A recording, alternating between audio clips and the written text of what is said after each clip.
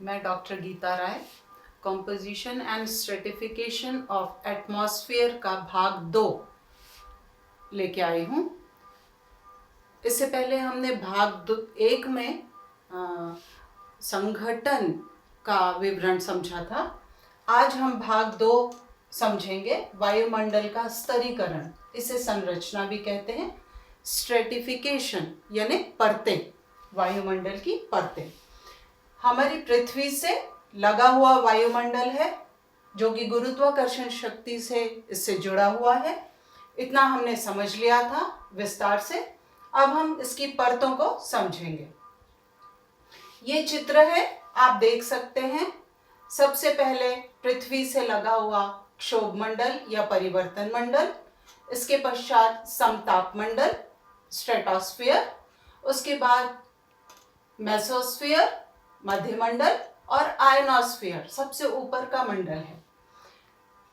इसमें विशेष बात यह है कि वायुमंडल के समीप के जो मंडल हैं, परतें हैं, उनका अध्ययन तो बहुत अच्छा हो चुका है, लेकिन बाह्य जो परतें हैं उसमें अभी वैज्ञानिक अध्ययन कर रहे हैं। तो हम चलिए इसको समझते हैं। ये जो स्ट्रैटिफिकेशन है, परतों का विभाजन है, वह तापक्रम एवं वायुदाब के आधार पर किया जाता है। इन परतों में विशेष बात है कि मौसमी और अक्षांशीय परिवर्तन होते हैं। हमें मालूम है कि जो हमारी पृथ्वी है वह भूमध्य रेखा के आसपास कर्क और मकर रेखा के मध्य सबसे अधिक गर्म होती है। तो गर्मी पाकर ये परतें फैलती हैं। ध्रुवों पर शीतल स्थिति होती है, शीतलता होती है, तापमान कम होता है, तो परतें सिकुड़ती हैं और परतों की चौड़ाई यहाँ कम हो जाती है।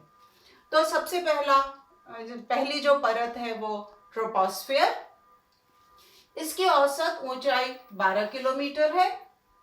भूमध्य रेखा पर इसकी ऊंचाई 16 किलोमीटर, जो कि ज्यादा है, और ध्रुवों पर 6 किलोमीटर चौड़ाई है इस परत की, जो कि ताप के कारण यह अंतर देखने को मिलता है।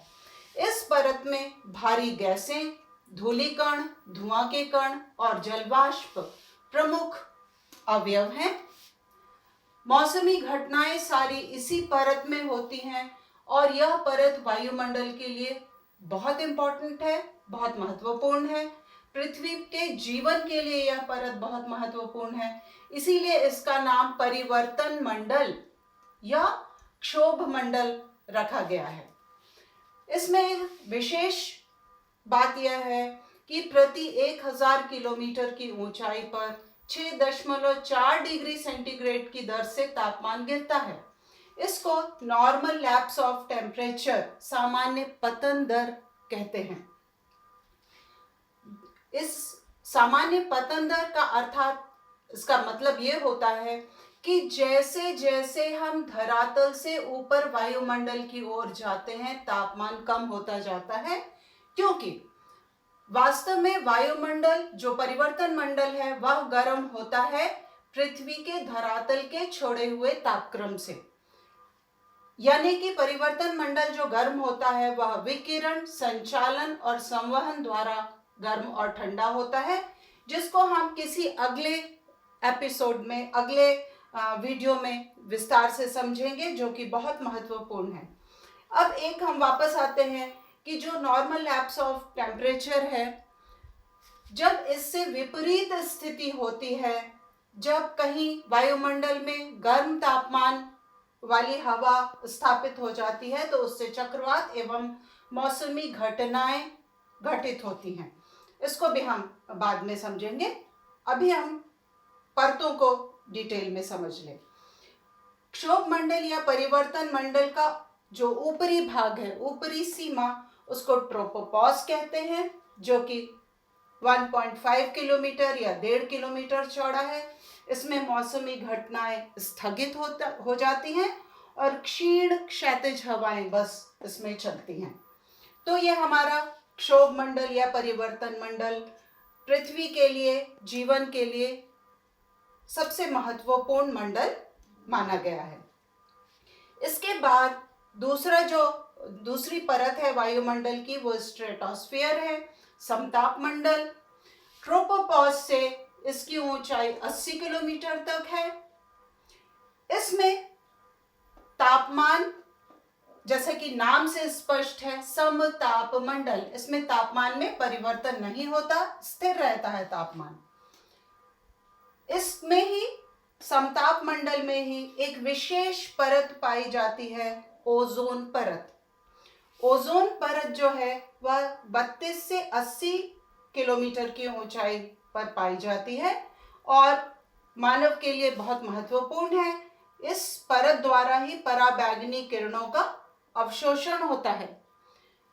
जो ओजोन है वह वास्तव में O3 है और यह सूर्य की किरणों और क्लोरोफ्लोरोकार्बन गैसेस के कारण क्षतिग्रस्त हो रही है और ओजोन परत में छिद्र होता है जिससे जीवन को नुकसान पहुंचता है। इसको भी हम डिटेल में एक दूसरे भाग में समझेंगे। समताप मंडल के बाद मेसोस्फीयर तीसरा मंडल है, तीसरी परत है, जिसको मध्य मंडल कहा जाता है।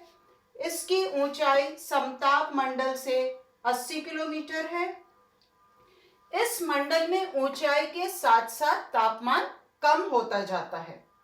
इसकी ऊपरी सीमा को मेसोपॉज कहते हैं। इस परत के बाद चौथी परत आयनोस्फीयर है। आयन मंडल 80 से 640 किलोमीटर ऊंचाई पर स्थित है।